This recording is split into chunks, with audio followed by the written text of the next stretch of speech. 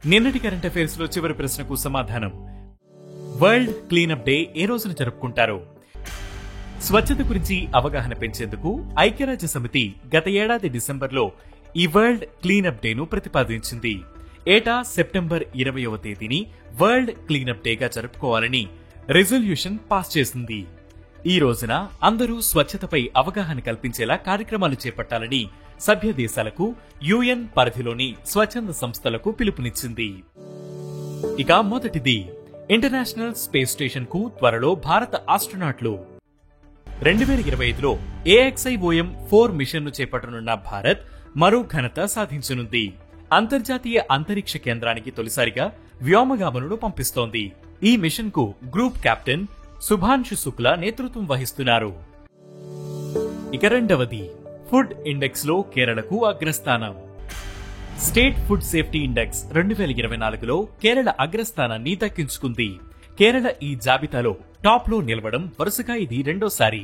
ప్రజలకు సురక్షితమైన పోషకాలు ఉన్న ఆహారాన్ని అందించడంపై కేంద్రం ఏటా ఈ జాబితాను రిలీజ్ చేస్తూ ఉంటుంది. ఇక మూడవది, మిస్ ఇండియా వరల్డ్ వైడ్ విజేతగా ధృవి పటేల్. ఈ ఏడాది మిస్ ఇండియా వరల్డ్ వైడ్ అందాల పోటీలో భారత సంతతికి చెందిన ధృవి పటేల్ విజేతగా నిలిచారు.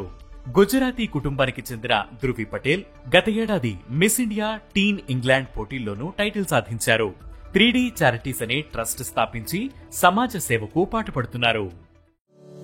ఇక నాలుగవది, గ్లోబల్ సైబర్ సెక్యూరిటీ ఇండెక్స్ లో భారత్ కు టైర్ 1 స్టేటస్.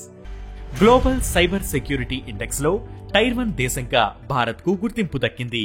ఈ గుర్తింపుతో Bharat top class cyber security కలిగిన దేశాల జాబితాలో చేరింది. సైబర్ సెక్యూరిటీ పటిష్టతలో భారత్ 100కు 98.49% సాధించినట్లు సూచీ పేర్కొంది. ఇక ఐదవది, 400 వికెట్ల క్లబ్ లోకి cricketer Jasprit Bumrah. Team India star bowler Jasprit Bumrah అరుదైన ఘనత సాధించారు. బంగ్లాదేశ్ లో జరిగిన తొలి టెస్ట్ లో 400 ఇంటర్నేషనల్ వికెట్స్ మైలురాయిని చేరుకుని ఆ ఘనత సాధించిన 10వ భారతీయ బౌలర్ గా నిలిచారు. ఇక ఈ రోజు కరెంట్ అఫైర్స్ క్వశ్చన్, దేశంలోనే అత్యంత పురాతన జిల్లా ఏది? ఈ ప్రశ్నకు సమాధానం మీరే కామెంట్ చేయండి.